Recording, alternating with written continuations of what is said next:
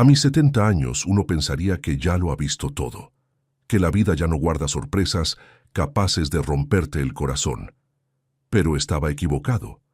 Aquella noche de noviembre, mientras el vapor de la sopa de lentejas subía desde el plato que mi hijo Gabriel había preparado con tanto amor, vi algo en el reflejo del vidrio de la ventana de la cocina que me heló la sangre. Vi a mi único hijo, el niño que crié con mis propias manos, el hombre al que le di todo lo que tenía, vertiendo algo de un pequeño frasco en mi comida. No grité, no me moví. Simplemente seguí de pie junto a la estufa, fingiendo revisar la cafetera, mientras mi mundo se derrumbaba en silencio. Me llamo Roberto Mendoza, tengo 70 años y vivo solo en esta casa de 3 habitaciones en las afueras de Puebla desde que mi esposa Clara falleció hace 2 años. Durante 24 meses viví en una soledad que dolía, pero que era soportable porque estaba llena de recuerdos hermosos. Hablaba con las fotografías de Clara, le contaba mi día como si ella todavía estuviera sentada en su silla favorita de la sala. Gabriel casi nunca venía, una llamada cada 2 o 3 meses, siempre breve, siempre con prisa. Estoy ocupado, papá. El trabajo está pesado. Ya sabes cómo es esto de los negocios. Yo entendía, o al menos eso me repetía a mí mismo cada noche, mirando el teléfono en silencio. Pero hace 3 semanas, todo cambió. Gabriel comenzó a aparecer, todos los días, con bolsas del supermercado, con su sonrisa amplia, con abrazos que duraban un segundo más de lo normal. «Papá, te he descuidado mucho», me dijo la primera vez que llegó con 2 bolsas llenas de verduras y carne. «Eso se acabó. Voy a estar aquí para ti». ¿Saben lo que se siente cuando crees que un milagro ha ocurrido? Cuando piensas que finalmente tu hijo ha entendido, que el amor ha regresado, que no morirá solo y olvidado. Me sentí renacer. Le preparaba café exactamente como le gustaba. Sacaba las galletas que compraba especialmente para sus visitas. Escuchaba cada palabra que decía como si fuera oro puro, pero luego empezaron las preguntas, sutiles al principio. «Papá, ¿todavía tienes todos los papeles de la casa en orden? ¿Has pensado en hacer un testamento? ¿Sabes dónde están las escrituras?» Yo le contestaba con honestidad, porque era mi hijo, porque confiaba en él con cada célula de mi cuerpo envejecido. Anoche fue diferente. Gabriel llegó más temprano que de costumbre, alrededor de las 6 de la tarde. Traía los ingredientes para hacer sopa de lentejas, mi favorita. «Déjame consentirte, papá», dijo con esa sonrisa que yo solía creer sincera. «Tú descansa, yo cocino». Me senté en la sala mientras él trabajaba en la cocina.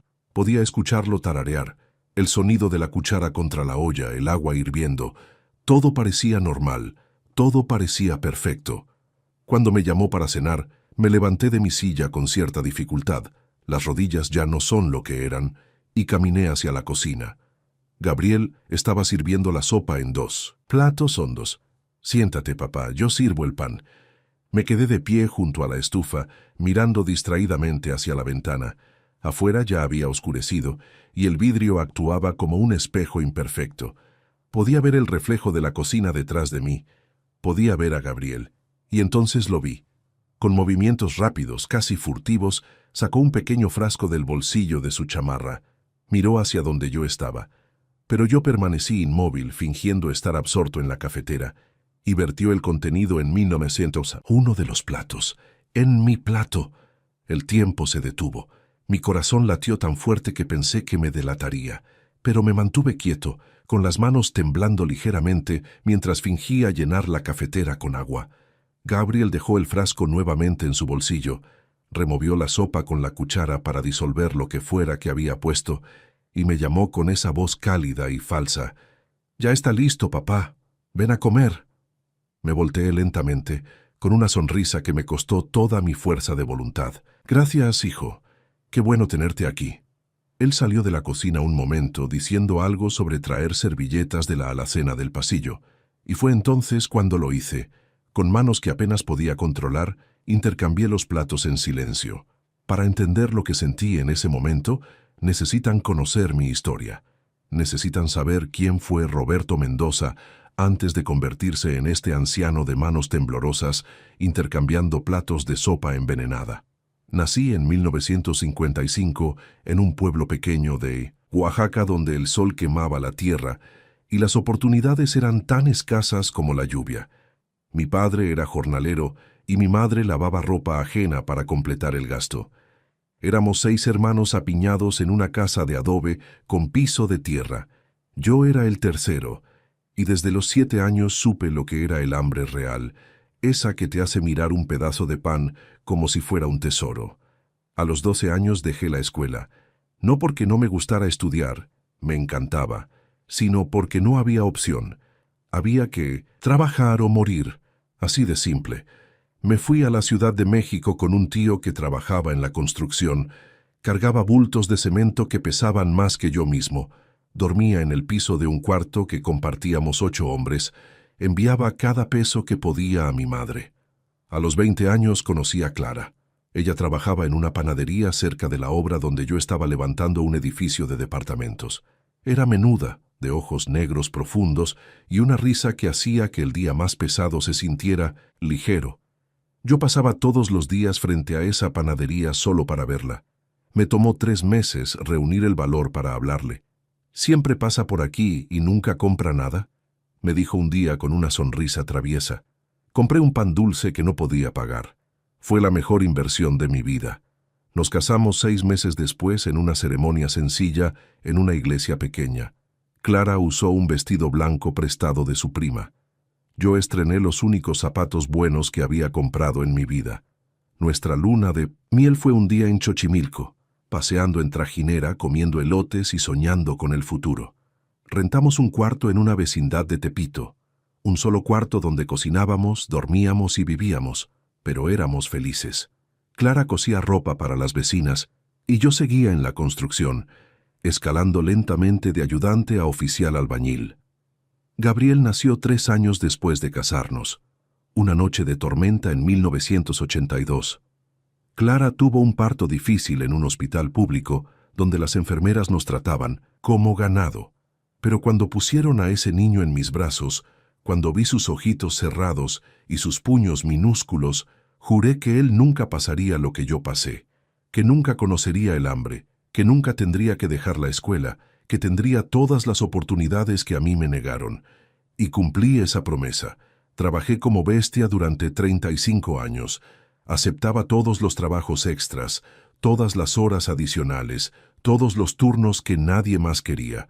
Había días en que llegaba a casa tan cansado que no podía ni quitarme las botas, y Clara tenía que ayudarme mientras yo me disculpaba por no ser el esposo que merecía. «Estás haciendo esto por nosotros», me decía ella, besándome la frente. «Eres el mejor hombre que conozco, Roberto». Cuando Gabriel cumplió 6 años, compramos nuestra primera casa. No era mucho, una construcción de 2 cuartos en las afueras de Puebla, pero era nuestra. Lloré el día que firmamos las escrituras. Clara lloró. Incluso Gabriel, sin entender bien qué pasaba, lloró porque nos vio llorar. Le di a Gabriel todo. Escuela privada desde la primaria, aunque eso significara que Clara y yo comiéramos frijoles 3 veces al día. Uniformes nuevos cada año, útiles escolares de calidad. Cuando necesitó anteojos en tercero de primaria, vendí mi única herramienta eléctrica, un taladro que había comprado con tanto esfuerzo, para pagarlos. En la secundaria, Gabriel quería una bicicleta como la de sus compañeros. Trabajé 3 meses de tiempo extra, incluyendo domingos, y la compré. La cara que puso cuando la vio en la sala el día de su cumpleaños, creí que moriría de felicidad. Siguió la preparatoria en una escuela técnica. «Quiero estudiar administración de empresas, papá», me dijo un día. El costo era astronómico para nosotros. Clara empezó a hacer más trabajos de costura, quedándose hasta las 2 de la mañana frente a la máquina Singer antigua. Yo acepté trabajos de albañilería los fines de semana, aunque mi espalda ya gritaba de dolor. Gabriel entró a la universidad. Una privada porque la pública no le gustaba. «No tiene el mismo nivel, papá. Si quiero tener éxito, necesito ir a una buena escuela». Pedí un préstamo que supe que me tomaría años pagar. No me importó. Durante esos años, mi hijo vivió como un estudiante de clase media. Tenía su propio cuarto, su computadora, ropa de marca. Salía con sus amigos, iba a fiestas. Viajaba ocasionalmente. Mientras tanto, Clara y yo vivíamos con lo mínimo, postergando arreglos necesarios en la casa, usando ropa hasta que literalmente se deshacía. ¿Estamos haciendo lo correcto?, me preguntó Clara una noche, mientras contábamos monedas para completar el pago de la colegiatura. Estamos invirtiendo en su futuro, le respondí, convencido. Él va a tener la vida que nosotros nunca tuvimos, ya verás que todo valdrá la pena. Gabriel se graduó con honores en 2007. La ceremonia fue en un auditorio elegante. Clara y yo llegamos con nuestra mejor ropa, que seguía siendo modesta comparada con la de los otros padres, y nos sentamos orgullosos en nuestras sillas. Cuando llamaron su nombre y él subió a recibir su título, lloré abiertamente. 25 años de trabajo, de sacrificio, de noches sin dormir, culminaban en ese momento. Después de la ceremonia, Gabriel nos abrazó. Gracias, papá. Gracias, mamá. Esto es por ustedes. Fueron las palabras más dulces que escuché en mi vida, pero también fueron las últimas palabras verdaderamente amorosas que mi hijo me diría. Porque después de ese día, todo cambió. El cambio no fue inmediato, fue gradual, como el veneno que se filtra lentamente en el agua hasta contaminarla por completo. Los primeros meses después de su graduación, Gabriel todavía vivía con nosotros mientras buscaba trabajo. Eran tiempos difíciles económicamente, y entendíamos que encontrar un buen empleo tomaría tiempo. Yo seguía trabajando en construcción, a pesar de que mi cuerpo ya me pedía a gritos que parara. Clara seguía cosiendo hasta altas horas de la noche. No sé. Preocupen, nos decía Gabriel. Cuando consiga trabajo los voy a compensar por todo. Conseguir trabajo le tomó 6 meses, pero cuando finalmente lo logró, una posición en una empresa de logística en la Ciudad de México, todo cambió. Su primer sueldo fue modesto, pero para nosotros era una fortuna. Esperábamos que, como había prometido tantas veces, nos ayudara con los gastos de la casa, con las deudas que habíamos acumulado para pagar sus estudios. Incluso, Clara había sugerido tímidamente que tal vez podría aportar algo para la reparación del techo, que llevaba 2 años goteando. ¿Aportar? ¿Todavía quieren que les dé dinero?, respondió Gabriel una noche durante la cena, dejando el tenedor con fuerza sobre el plato. Acabo de conseguir trabajo. Necesito establecerme. Además, ustedes son mis padres. ¿No se supone que deben apoyarme hasta que me consolide? Clara y yo intercambiamos miradas incómodas. Hijo, solo pensábamos que... Empecé a decir. ¿Qué pensaban? ¿Que iba a quedarme aquí para siempre pagándoles? Ya les di suficiente con haberme graduado, ¿no? Ahora están viendo los resultados de su inversión. Tienen un hijo profesionista. Eso debería ser suficiente orgullo. Me quedé mudo. Clara bajó la mirada y no dijo nada más. 3 meses después, Gabriel anunció que se mudaría a un departamento en la ciudad. Necesito mi independencia. Necesito crecer como persona y como profesional. Ustedes lo entienden, ¿verdad? Por supuesto que lo entendíamos. O al menos fingimos entender mientras ayudaba a empacar sus cosas en cajas que habíamos comprado con el dinero que Clara había guardado para comprarse zapatos nuevos. Los suyos tenían la suela casi desprendida. El día que se mudó, apenas nos dio un abrazo rápido. «Los llamo luego», dijo mientras subía a un taxi con sus maletas. No se volteó a mirarnos mientras el coche se alejaba. Clara lloró toda esa noche en mi hombro. Las llamadas que prometió nunca llegaron. Nosotros lo llamábamos, por supuesto. Al principio, contestaba, pero las conversaciones eran cada vez más breves y frías. «Estoy ocupado, papá. Tengo una reunión en 5 minutos. ¿Podemos hablar otro día? Estoy con amigos». Los meses pasaron. Gabriel conseguía ascensos, mejores posiciones. Nos enterábamos por Facebook, porque rara vez nos contaba directamente. Veíamos fotos de él en restaurantes caros, de viajes a playas que nunca habíamos visto, de ropa de diseñador y relojes costosos. «Mira qué bien le va a nuestro hijo», le decía a Clara, tratando de sonar orgulloso mientras mirábamos su perfil en la computadora vieja de la biblioteca pública. No teníamos internet en casa. «Sí», respondía ella con una sonrisa triste, «qué bien le va». Pero nosotros Seguíamos en la misma casa con el techo goteando. Clara seguía cosiendo con su máquina que cada día fallaba más. Yo seguía trabajando aunque el médico me había advertido que mi espalda no aguantaría mucho más. La deuda del préstamo universitario todavía pesaba sobre nosotros como una losa. Cuando cumplí 65 años, Clara organizó una pequeña celebración. Invitamos a Gabriel con 3 semanas de anticipación. «Claro que voy, papá. No me lo perdería por nada», prometió por teléfono. Ese día, Clara preparó mi comida favorita, mole poblano que le tomó 2 días hacer. Compramos un pastelito modesto en la panadería del barrio. Invitamos a 2 vecinos cercanos y a mi hermana, que viajó 3 horas en autobús para llegar. Esperamos a Gabriel. Las 5 de la tarde se convirtieron en 6, las 6 en 7. Llamé su teléfono 5 veces. Nada. A las 8 de la noche llegó un mensaje de texto. «Perdón, papá, surgió algo de trabajo. Lo compenso después. Felicidades». Vi a Clara guardar el plato de mole que había separado para Gabriel. Sus manos temblaban. Tenía los ojos rojos, pero no lloró delante de los invitados. Esperó hasta que todos se fueron y yo estaba en la cama para encerrarse en el baño y sollozar quedamente, creyendo que no la escuchaba. La compensación nunca llegó. Las visitas se volvieron inexistentes. Solo lo veíamos en Navidad, y solo porque Clara le rogaba por semanas. Llegaba tarde, se quedaba 2 horas, comía lo que ella preparaba con tanto cariño y se iba con excusas de compromisos importantes. Nunca traía regalos, nunca preguntaba cómo estábamos, nunca notaba que Clara había adelgazado porque a veces se saltaba comidas para que alcanzara el dinero, o que yo cojeaba porque no podíamos pagar la medicina para mi rodilla inflamada. En una de esas Navidades, Clara reunió el valor para preguntarle: «Hijo, tu padre y yo estamos algo apretados con la deuda del préstamo. ¿Crees que podrías ayudarnos aunque sea con una parte?» Gabriel dejó su copa de vino. Había traído su propia botella porque «el vino que ustedes tienen no es de mi gusto». Y la miró con incredulidad. «¿Todavía siguen con eso? Han tenido años para pagarlo. No es mi problema si no saben administrar su dinero. Yo tengo mis propios gastos.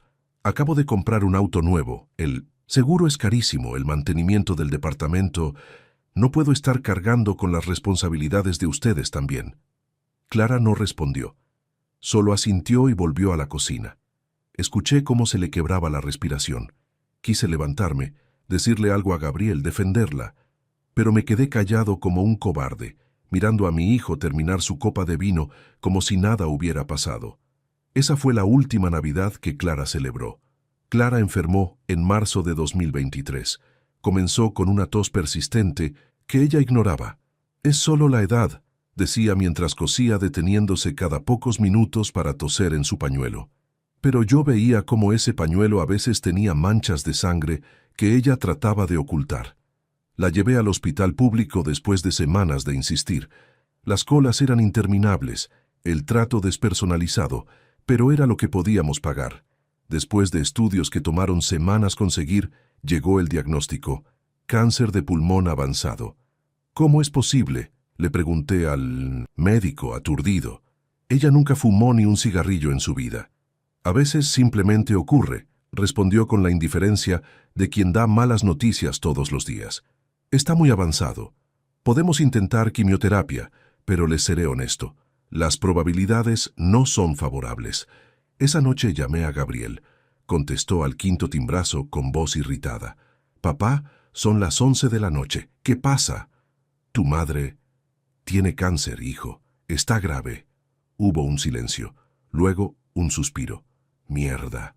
Qué mala noticia. Bueno, manténme informado. Mañana tengo una presentación importante y necesito dormir. Hablamos luego». Colgó. Me quedé mirando el teléfono en mi mano, sin poder creer lo que acababa de escuchar. Clara, desde la cama donde ahora pasaba la mayor parte del tiempo, me preguntó con voz débil: «¿Qué dijo?» «Dice que vendrá pronto a verte». Mentí. No vino. Los meses siguientes fueron un infierno. Clara comenzó la quimioterapia en el hospital público. Yo la acompañaba a cada sesión, viéndola vomitar, viéndola perder su hermoso cabello negro, viéndola consumirse poco a poco. Había días en que el dolor era tan intenso que ella lloraba y me suplicaba que pidiera más medicina, pero los doctores decían que ya le daban el máximo permitido. Vendí mi camioneta vieja para pagar medicamentos complementarios que no cubría el seguro. Pedí prestado a vecinos, a mi hermana, a quien pudiera. La deuda crecía como una avalancha, pero no me importaba. Solo quería que Clara sintiera menos dolor. Llamaba a Gabriel cada semana para darle actualizaciones. Rara vez contestaba. Cuando lo hacía, las conversaciones duraban menos de 2 minutos. Papá, estoy en una comida de negocios. Papá, estoy manejando. Papá, no es buen momento. ¿Cuándo vas a venir a ver a tu madre? Le pregunté una vez sin poder contener la desesperación en mi voz. Cuando pueda, papá. No me presiones. También tengo mi vida, ¿sabes? En julio, Clara entró en fase crítica. Los doctores me dijeron que era cuestión de semanas, tal vez días. Le mandé un mensaje a Gabriel. Tu madre se está muriendo. Si quieres verla, tiene que ser ahora. Tardó 6 horas en responder. Entiendo. Es que tengo un proyecto laboral que no puedo dejar. En cuanto termine, voy para allá. Clara murió 3 días después. Murió en un martes lluvioso de agosto a las 4 de la mañana. Yo estaba sosteniéndole la mano, sin soltarla, susurrándole cuánto la amaba, pidiéndole perdón por no haber podido darle una vida mejor. Sus últimas palabras fueron: «Cuida a Gabriel, a pesar de todo sigue siendo nuestro hijo». Lloré sobre su mano fría durante 1 hora antes de poder moverme para llamar a la enfermera. Llamé a Gabriel. Esta vez contestó al primer timbrazo. «Papá, tu madre acaba de fallecer». Escuché su respiración al otro lado. Luego, «Mierda. Ok, te llamo luego para ver lo del funeral». Colgó. Organicé todo solo. El funeral más modesto que pude encontrar, porque no tenía dinero para más. Un ataúd sencillo, un velorio de una sola noche en una funeraria pequeña, una misa breve. Mis ahorros de toda la vida se evaporaron en esos gastos. Gabriel llegó 15 minutos antes de que cerraran el féretro. Vestía un traje caro, olía a perfume de diseñador y traía lentes oscuros a pesar de que estábamos bajo techo. Se acercó al ataúd, miró a su madre por exactamente 10 segundos y se volteó. No lloró, no dijo nada.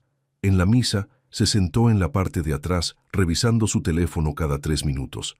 Durante el entierro, recibió 2 llamadas que contestó alejándose de nosotros, hablando en voz baja sobre asuntos de trabajo. Cuando terminó todo, cuando los últimos visitantes se fueron y quedamos solo él y yo frente a la tumba, recién cubierta de tierra, le dije: «Gracias por venir, hijo». Me miró con expresión cansada. «Tengo que regresar a la ciudad. El tráfico debe estar pesado». «¿No te vas a quedar aunque sea esta noche? La casa está muy sola y...» «Papá, no puedo. Tengo una reunión mañana temprano. Ya cumplí viniendo, ¿no?» Se fue. Yo me quedé allí, de pie frente a la tumba de Clara, mientras el sol se ponía y el cementerio se vaciaba.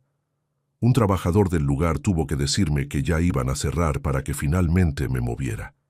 Llegué a casa esa noche y fue la primera vez que la encontré verdaderamente vacía, sin Clara cosiendo en su rincón, sin su voz llamándome para cenar, sin su calidez llenando cada espacio. Me senté en el sofá y finalmente lloré todo lo que no había podido llorar. Lloré por Clara. Lloré por el hijo que perdí sin siquiera darme cuenta en qué momento se fue. Lloré por todos esos años de sacrificio que ahora parecían haber sido en vano. Gabriel no volvió a llamar después del funeral. Durante 2 años viví solo en esa casa, hablándole a las fotos de Clara, cocinando porciones para 2 porque el hábito era más fuerte que la lógica. Hasta que hace 3 semanas Gabriel apareció en mi puerta con esa sonrisa falsa y esas bolsas del supermercado, y yo, como el viejo tonto que era, creí en el milagro de un hijo que regresaba arrepentido, hasta aquella noche de noviembre, cuando vi su reflejo en la ventana vertiendo algo en mi sopa. Cuando Gabriel regresó a la cocina con las servilletas, yo ya estaba sentado a la mesa frente al plato que originalmente había sido suyo. El plato envenenado ahora estaba frente a él. «Buen provecho, papá», dijo con esa sonrisa que ahora reconocía como completamente falsa. Se sentó frente a mí y tomó su cuchara. Yo levanté la Mía con manos que me sorprendió descubrir firmes. Por dentro era un terremoto de emociones, miedo, dolor, incredulidad, ira. Pero por fuera mantuve la máscara del padre ingenuo y agradecido. Se ve deliciosa, hijo. Gracias por cocinar para tu viejo padre. Él asintió, pero noté algo extraño. No comía. Removía la sopa con la cuchara, la observaba, pero no se la llevaba a la boca. Me miraba a mí, esperando que yo diera el primer bocado. Entendí el juego. Él quería asegurarse de que yo comiera primero. Probablemente esperaba ver alguna reacción, algún síntoma inmediato. Mi mente trabajaba a velocidades que no creía posibles a mi edad. Fingí que mi mano temblaba. No fue difícil, considerando las circunstancias, y derramé un poco de sopa sobre la mesa. «Ay, perdón, hijo. Estas manos ya no son lo que eran». Me disculpé levantándome para buscar un trapo. «No te preocupes, papá. Yo limpio», dijo Gabriel, y por un momento fugaz vi irritación en su rostro. Irritación porque su plan no estaba procediendo según lo esperado. Cuando regresé con el trapo, aproveché la confusión del momento para fingir que levantaba mi plato, llevándolo al fregadero. «Mejor me sirvo otra vez». Esta se enfrió con el derrame. Fue un movimiento arriesgado, pero funcionó. Gabriel parecía frustrado, pero no podía objetar sin revelar sus intenciones. «Como quieras, papá». Me serví más sopa directamente de la olla, sopa limpia, sin contaminar, y regresé a la mesa. Esta vez sí comí, observándolo por encima de la cuchara. Gabriel finalmente comenzó a comer también. Al principio parecía normal, pero después de 3 o 4 cucharadas noté que su ritmo disminuía. Dejaba la cuchara, se pasaba la mano por la frente, parpadeaba repetidamente. «¿Estás bien, hijo?», pregunté con genuina preocupación actuada. «Sí, solo un poco cansado. Ha sido una semana pesada en el trabajo». Pero yo podía ver que era más que cansancio. Sus movimientos se volvían más lentos, más torpes. Tomaba el vaso de agua y casi lo dejaba caer. Sus ojos comenzaban a verse vidriosos. «Tal vez deberías descansar un rato antes de manejar de regreso», sugerí. No, estoy bien», insistió, pero su voz salía ligeramente arrastrada. Seguimos comiendo en silencio. Yo observaba cada uno de sus movimientos. El veneno, o lo que fuera que había puesto en la sopa, estaba haciendo efecto gradualmente. «Papá», dijo de repente, con voz más débil, ¿Ya pensaste en lo que hablamos la semana pasada?» «¿Sobre qué, hijo?» Sobre hacer el testamento, sobre poner la casa a mi nombre, para evitar problemas legales cuando tú, ya sabes». Ahí estaba, la verdadera razón de todas esas visitas, de todas esas sonrisas falsas, de toda esa actuación de hijo devoto. «Ah, sí», respondí calmadamente, aunque por dentro mi corazón se rompía en 1000 pedazos nuevamente. «No he tenido tiempo de ir con el notario». Gabriel intentó incorporarse en su silla, pero casi perdió el equilibrio. Deberíamos hacerlo. Pronto, papá, es importante.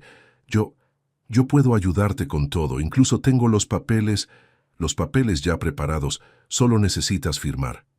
«¿Ya tienes papeles preparados?», pregunté, dejando que el dolor se filtrara en mi voz por primera vez. «Sí, para hacerlo más fácil. Tú sabes que los trámites son complicados. Yo solo quiero ayudarte, papá». Pero ya no podía mantener la coherencia. Su cabeza comenzó a caer hacia adelante. Se agarraba del borde de la mesa con ambas manos tratando de mantenerse consciente. «Gabriel, ¿qué tienes? ¿Te sientes mal?» «No sé, me siento extraño, mareado, como si...». Y entonces comenzó. Las palabras empezaron a salir de su boca sin control, como si el veneno que había preparado para mí estuviera aflojando todos los filtros de su mente. Es solo para hacer que firmes, papá. Solo eso. Nada más. Después yo me encargo de todo. La casa vale mucho ahora. El terreno, desarrollo, inmobiliario. Me ofrecieron 3 millones de pesos. 3 millones. Sentí que el aire abandonaba mis pulmones. «¿Qué estás diciendo, hijo?». Pero Gabriel seguía hablando. Las palabras salían en cascada, inconexas pero reveladoras. No te iba a pasar nada malo. Solo dormirías, como mamá. Ella también durmió al final, pacífico, digno. Tú mereces descansar, papá. Has trabajado tanto. Y yo necesito ese dinero. Tengo deudas. Muchas. Deudas. El departamento, el auto, la tarjeta de crédito no alcanza, nunca alcanza. Cada palabra era un cuchillo en mi corazón. Gabriel, para de hablar. Pero no podía parar. El veneno había roto todas las barreras. Pensé que sería fácil, rápido, visitar al viejo, ganarme su confianza, hacer que firme y luego un accidente, una caída en las escaleras, un problema cardíaco. Nadie sospecharía. Eres viejo. Estas cosas pasan. Dios mío, susurré. Lo siento, papá, lo siento, pero lo necesito. Siempre han esperado tanto de mí. Tienes que ser exitoso, Gabriel. Tienes que triunfar, Gabriel. ¿Y sabes qué? Fracasé en todo. Esas fotos en Facebook, mentira. Todo mentira. Estoy quebrado. Debo a todo el mundo. Y esta maldita casa es mi única salida. Sus ojos se cerraban y se abrían. Luchaba por mantenerse consciente, pero estaba perdiendo la batalla. ¿Cuánto tiempo llevas planeando esto? Pregunté con voz que apenas reconocía como mía. Meses, desde que el banco me amenazó con embargar todo. Investigué en Internet. Somníferos, no detectables, mezclados con otros medicamentos. Parecer natural, un viejo que simplemente no despierta. Se desplomó hacia adelante, su cabeza golpeando suavemente contra la mesa. No estaba inconsciente todavía, pero casi. «Perdón, papá», murmuró. «Perdón, pero necesito sobrevivir. ¿Entiendes? Necesito...». Su voz se apagó. Me quedé sentado allí, en esa cocina donde Clara había cocinado miles de comidas con amor, donde habíamos celebrado cumpleaños modestos, donde habíamos soñado con el futuro brillante de nuestro hijo. El silencio era absoluto, excepto por la respiración pesada de Gabriel. Lentamente me levanté de la silla. Mis rodillas protestaron, pero las ignoré. Caminé alrededor de la mesa hasta donde estaba mi hijo desplomado. Metí la mano en el bolsillo de su chamarra y encontré el frasco. Era pequeño, de plástico oscuro, sin etiqueta. Lo sostuve contra la luz. Esto era lo que había planeado darme. Esto era lo que había convertido a mi hijo en un potencial asesino. Lo guardé en mi propio bolsillo. Luego saqué su teléfono del otro bolsillo. No tenía contraseña. Estaba tan confiado en su plan que no había tomado ni siquiera esa precaución básica. Encontré lo que buscaba en sus mensajes: conversaciones con prestamistas, amenazas de demandas, correos de abogados, búsquedas de Google sobre cómo hacer que alguien firme documentos, somníferos no detectables, herencia sin testamento. Documenté todo con mi viejo celular, tomando fotos de cada pantalla. Gabriel gimió suavemente, pero no se movió. Lo miré allí, desplomado sobre mi mesa de cocina, y sentí algo que nunca creí que sentiría hacia mi hijo, una mezcla de lástima, asco y una fría determinación. Había pasado 70 años siendo Roberto Mendoza, el hombre que trabajaba duro, que sacrificaba todo, que perdonaba todo, que permitía que lo pisotearan una y otra vez. Esa noche, ese Roberto murió junto con la última ilusión sobre su hijo. No moví a Gabriel de la mesa. Lo dejé allí, desplomado, medio consciente, balbuceando confesiones que ya había grabado con mi celular. Había aprendido a usar la función de grabación cuando Clara estuvo enferma para grabar las instrucciones de los doctores que mi memoria fallaba en retener. En cambio, subí las escaleras, cada escalón una agonía para mis rodillas, hasta mi habitación. Del cajón, de mi buró donde guardaba los documentos importantes, saqué la escritura de la casa, la escritura por la que había trabajado 35 años, la que tenía mi nombre y el de Clara. Volví a bajar con el documento en la mano. Gabriel seguía semiconsciente, con la cabeza sobre la mesa, murmurando incoherencias. Me senté frente a él y esperé. Esperé con una paciencia que solo 70 años de vida pueden enseñarte. Pasó casi una hora antes de que comenzara a recuperar algo de lucidez. Sus ojos se abrieron lentamente, confundidos tratando de enfocar. Cuando finalmente me vio sentado frente a él, observándolo en silencio, vi miedo en su rostro. «Papá, ¿qué pasó?» «Te comiste tu propia medicina, hijo», dije con voz calmada, literalmente. Vi cómo su cerebro, todavía confuso, trataba de procesar lo que acababa de escuchar. Sus ojos se abrieron con horror cuando comprendió. «No, no puede ser. Yo te vi comer. Cambiamos los platos cuando fuiste por las servilletas. No fue tan difícil». Se llevó las manos a la cabeza, el pánico invadiendo su rostro. «¿Qué me diste? ¿Qué había en esa sopa?» «Eso debería preguntártelo yo a ti. ¿Qué era? ¿Qué le pusiste a mi comida?» Gabriel intentó levantarse, pero sus piernas no respondían bien. Cayó de nuevo sobre la silla. Dios mío, necesito ir al hospital. Llama a una ambulancia. Llámala ahora». «¿Cómo tú habrías llamado una para mí cuando no despertara mañana? ¿O habrías esperado unas horas para estar seguro de que estuviera bien? ¿Muerto antes de llamar y fingir sorpresa?» «Papá, por favor, puedo morir». «Tranquilo», dije, aunque mi voz no tenía nada de tranquilizadora. «No vas a morir. No con esa dosis. Investigué en Internet. Sí, este viejo también sabe usar Google. Esa cantidad de somníferos mezclados con alprazolam solo te dejará confundido, mareado, con la lengua suelta por unas horas. Justo como estuviste. Justo lo suficiente para que confesaras todo». Saqué mi celular y le mostré la grabación. Presioné play. Su propia voz salió del pequeño altavoz. «Es solo para hacer que firmes, papá. La casa vale mucho ahora. Me ofrecieron 3 millones de pesos. No, no puedes usar eso. Yo estaba drogado. No sabía lo que decía». «Oh, pero dijiste mucho más». Seguí reproduciendo. Su voz confesando sus planes, sus deudas, su investigación sobre venenos no detectables, todo.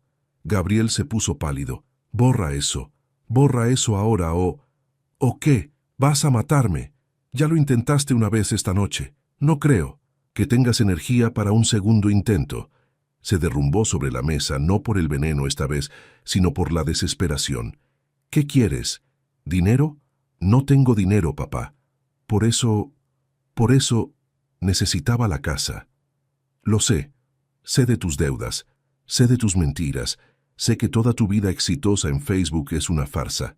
Saqué el teléfono de él del bolsillo de mi camisa y se lo mostré con todas las capturas de pantalla que había tomado.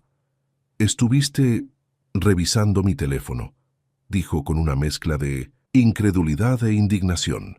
«Mientras planeabas asesinarme. Sí, tomé esa libertad». El silencio llenó la cocina. Solo se escuchaba el tic-tac del viejo reloj de pared que Clara había comprado en un mercado de pulgas hace 30 años. «¿Qué vas a hacer?», preguntó finalmente Gabriel con voz pequeña, derrotada. «¿Vas a llamar a la policía?». Lo pensé. Realmente lo pensé. Vi en mi mente a mi hijo esposado, llevado a una patrulla, enfrentando cargos de intento de asesinato. Vi su vida destruida completamente. Y por un momento eso me satisfizo. Pero luego pensé en Clara, en sus últimas palabras. «Cuida a Gabriel. A pesar de todo, sigue siendo nuestro hijo». «No voy a llamar a la policía», dije finalmente. Vi esperanza nacer en sus ojos. «¿En serio? Papá, gracias. Yo todavía no termino de hablar». Puse la escritura de la casa sobre la mesa entre nosotros. «No voy a llamar a la policía, porque eso sería muy fácil para ti. Irías a prisión, saldrías en unos años, y tendrías tu excusa perfecta para ser una víctima el resto de tu vida. Mi padre me metió a la cárcel, dirías. Fue un malentendido, explicarías. Entonces, ¿qué? Vas a vivir con lo que hiciste, cada día, cada noche, por el resto de tu vida». Tomé la escritura. «Esta casa la conseguí con 35 años de trabajo que te rompieron la espalda. Cada ladrillo tiene mi sudor. Cada ventana la pagué con horas extras. Tu madre cosió hasta que sus dedos sangraban para ayudar a pagarla. Lo sé, papá, lo sé. No, no lo sabes, porque si lo supieras no habrías hecho lo que hiciste esta noche. Sostuve el documento frente a él. Esta casa vale 3 millones de pesos, según tu investigación. ¿Sabes qué voy a hacer con ella? Gabriel negó con la cabeza, los ojos fijos en el papel. Voy a venderla. Voy a vender cada centímetro de esta propiedad y con ese dinero voy a saldar todas mis deudas. Voy a donar la mitad a un asilo donde me mudaré y el resto lo voy a donar a una fundación de niños sin padres. Niños que realmente necesitan ayuda. Niños que no tuvieron la suerte que tú tuviste de tener padres que lo sacrificaron todo por ellos. No, no puedes hacer eso. Es mi herencia. Es lo que me corresponde. La risa que salió de mi garganta fue amarga. ¿Tu herencia? ¿Corresponde? Hijo, las herencias se ganan con amor, con respeto, con estar presente. Tú no has ganado nada. Tú abandonaste a tu madre cuando estaba muriendo. Me has ignorado durante años y hoy intentaste asesinarme. Estaba desesperado, y yo estuve desesperado 1000 veces en mi vida. Desesperado por comida cuando era niño, desesperado por dinero para pagar tu escuela, desesperado por medicinas para tu madre. Y sabes que nunca hice. Nunca traicioné a las personas que amaba. Nunca intenté matar a nadie. Gabriel comenzó a llorar. No eran lágrimas de arrepentimiento, eran lágrimas de frustración, de rabia, de un plan fallido. Te vas a quedar con estas grabaciones, continué. Vas a vivir sabiendo que yo tengo la evidencia de lo que intentaste hacer. Y si alguna vez, intentas acercarte a mí otra vez con intenciones que no sean sinceras, si tratas de manipularme, si intentas cualquier cosa remotamente sospechosa, esas grabaciones van directo a la policía. ¿Entiendes? Asintió débilmente. Además, saqué un sobre que había preparado mientras él estaba inconsciente. Aquí hay 1000 pesos. Es más de lo que mereces, pero es lo último que recibirás de mí. Tómalo y vete. ¿1000 pesos? Debo cientos de miles. Entonces será mejor que empieces a trabajar de verdad, como yo trabajé, como tu madre trabajó, sin atajos, sin traicionar a nadie, sin intentar matar a tu propio padre. Gabriel tomó el sobre con manos temblorosas. Se quedó sentado allí, mirándolo como si esperara que yo cambiara de opinión. Pero no dije nada más. Solo lo miré con una calma que ni yo mismo sabía que poseía.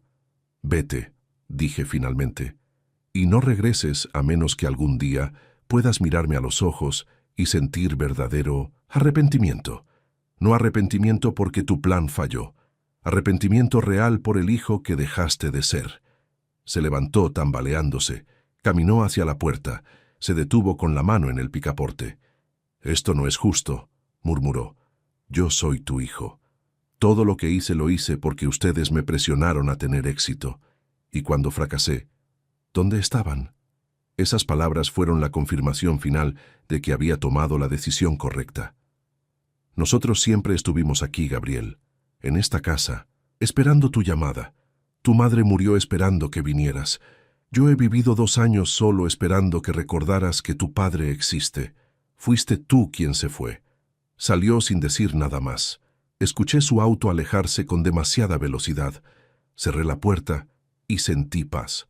A la mañana siguiente llamé a un abogado. Le mostré las grabaciones, las capturas de pantalla, le expliqué todo. «Señor Mendoza, usted tiene un caso sólido para presentar cargos criminales. No quiero cargos, quiero protección legal y quiero vender mi casa». La casa se vendió rápido. 3.200.000 pesos. Más dinero del que había visto junto en toda mi vida. Pagué todas mis deudas. El préstamo universitario, las tarjetas de crédito, los préstamos personales. Quedé libre por primera vez en décadas. Doné 1 millón de pesos al Orfanato San José para becas educativas. Quería que otros niños tuvieran oportunidades y aprendieran el valor del esfuerzo. Con otro 1 millón, compré mi lugar en una residencia para adultos mayores digna, donde había actividades, enfermeras, compañía. Un lugar donde no moriría solo y olvidado. El resto lo invertí en un fondo que me daba ingresos mensuales modestos pero suficientes. Gabriel intentó contactarme 3 veces. Mensajes de insultos, llamadas desesperadas, intentos de manipulación con culpa. No respondí ninguno. Bloqueé su número. El día que me mudé, llevé solo lo esencial: ropa, fotografías, el anillo de bodas de Clara. Me paré en cada habitación diciendo adiós a los recuerdos. En la residencia encontré algo inesperado: una nueva vida. Hice amigos con historias similares de hijos ausentes, de soledad, de segundas oportunidades. Jugábamos dominó, teníamos club de lectura, hacíamos caminatas. Una señora llamada Marta se sentaba conmigo durante las cenas. Mi hija solo me llama cuando necesita que cuide a sus nietos, me contó. Al menos tu hija no intentó envenenarte, respondí con sonrisa amarga. Nos reímos. Era risa triste, pero era risa. 6 meses después, recibí una carta de Gabriel.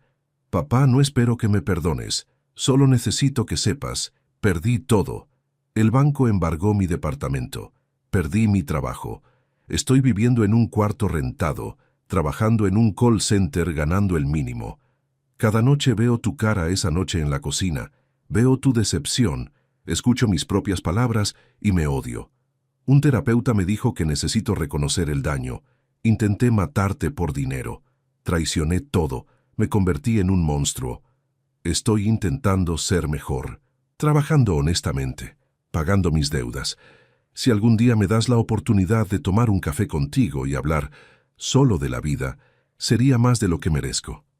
Guardé la carta en mi buró. ¿Lo perdoné? No todavía. Quizás algún día. Esa noche, mientras cenaba con mis amigos, Marta preguntó: ¿Estás bien, Roberto? Estoy bien. Solo pensaba que a veces la vida te da lecciones de formas dolorosas. ¿Y cuál fue tu lección?